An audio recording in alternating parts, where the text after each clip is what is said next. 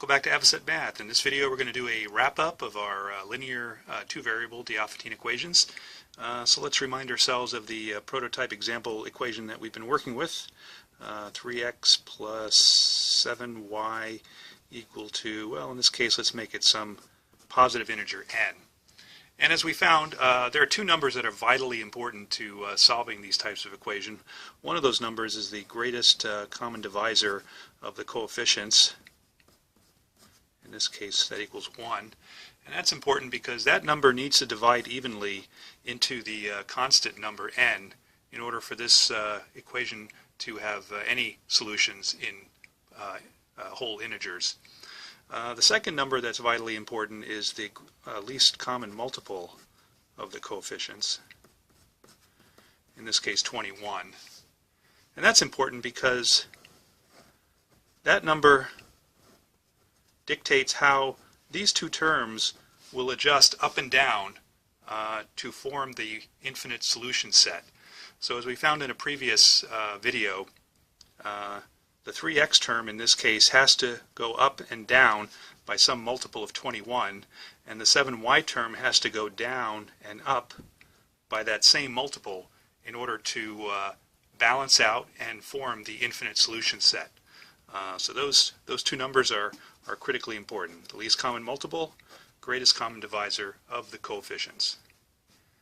Now if we follow this one step further, we find that when we're searching for a solution xy in the set of all integers z, we have two possibilities. Either we can find that there are no available solutions, or there are an infinite number of solutions. And of course, there are no solutions in the event that the greatest common divisor does not divide into the constant number n. And when this number does in fact divide into the constant number n, we find that there are in fact an infinite number of solutions. And the previous videos showed how to find those solution sets. Now we need to modify this condition slightly because of what typically shows up in the AMC and the AIM type of problems. And the typical condition is to look for solutions in integers that are greater than or equal to 0, so essentially non-negative integers. In that case, we have two possibilities for our solution set. We can again find that there are no solutions available, or we can find that there are a finite set of solutions.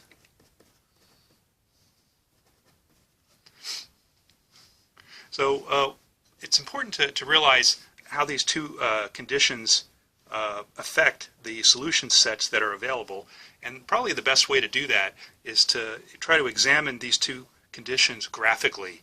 So let's go ahead and do that.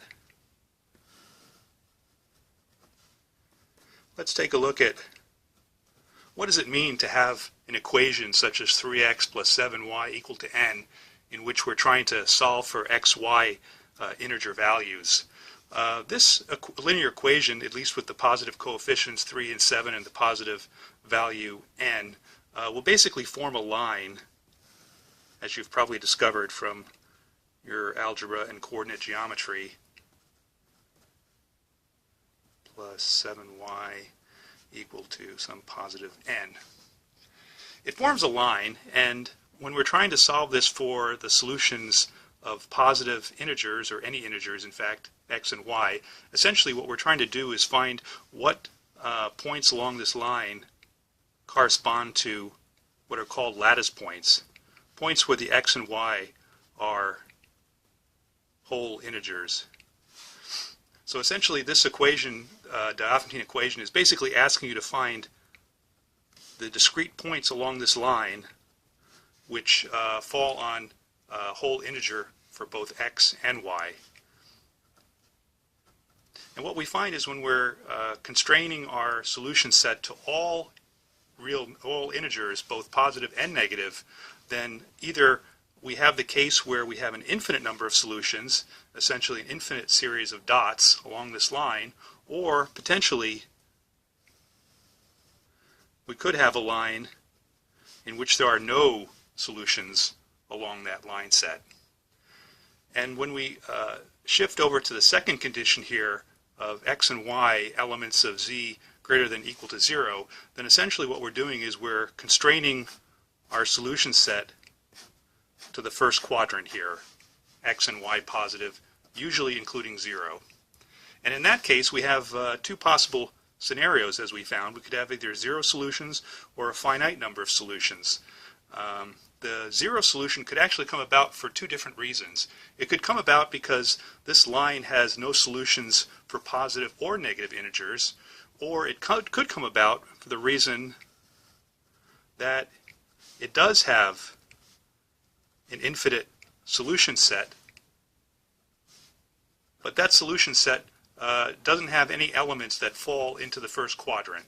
So it's important to realize that the 0 solution set could come about for either of these two reasons, either no solutions for all integers, or there just happens to not to be integer solutions in the first quadrant. And so it's important to sort of make this correspondence between the Diophantine equation that you're trying to solve for and the graphical picture of what these solutions might look like. And in some cases, the algebraic solution can provide you with more insights, but there are other cases that you'll run across in the AMC and the AIM type of testing where a graphical solution or a graphical interpretation will give you a better insight as to the solution method that's most appropriate. So anyway, with that, I will turn you over to some PDF files, and we'll check back with you after that. Take care. Bye.